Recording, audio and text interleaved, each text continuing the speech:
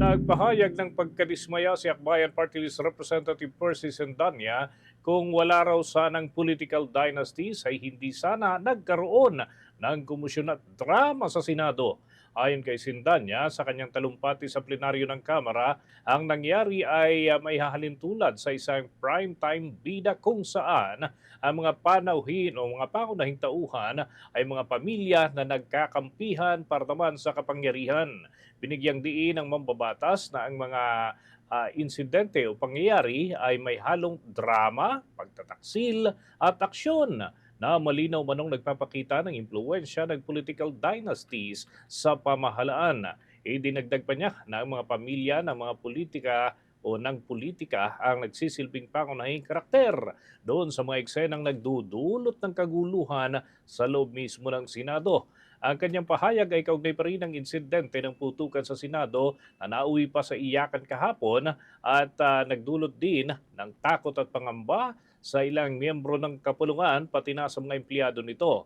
Para kay Sendanya, ang paulit-ulit na pamamayani ng ilang pamilya sa politika ay nagiging ugat ng tensyon at hidwaan na nakakaapekto na sa buong pamahalaan. Sa naturang pahayag at pananaw, ang pangyayaring ito mano ay patunay na kailangan na higpitan ng regulasyon laban sa mga political dynasties upang maiwasan ang mga ganitong eksena sa hinaharap na panahon. Narito ang naging talumpati ni Akbayan Party List Representative Percy Sendanya. Tandaan po natin, ito man nangyari nitong nakaraang linggo, lalong-lalo na yung nangyari sa Senado. Kung walang political dynasties, di sana naiwasan ang Senate primetime bida. Lahat po yan, may elements ng drama, betrayal, action. Ang starring mga pamilya nagkakampihan para sa posisyon as lead characters. Imbes na napilitan ng buong bansa na manood ng teleserye live action sa Senate last week, natalakay sana ng Senado ang mga mahalagang panukalang batas na mas kinakailangan ngayon ng mga Pilipino. Mr. Speaker, nagiging volatile ang isang democratic institution kagaya ng Senado kung nakabase ang rigidon ng kapangyarihan sa iilang apelyido lamang. Hindi sa tunggalian ng prinsipyo, hindi sa integridad ng mga politiko, at mas lalong hindi sa kapakanan ng taong bayan.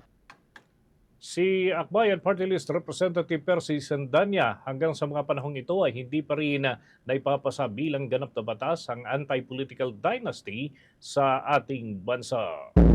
For the most trusted source of news and information, visit our website at www.bomboradio.com. Follow us on Bombo Radio mobile app, Facebook, YouTube, TikTok, and X, formerly Twitter. Like, share, and stay connected. Anytime, anywhere.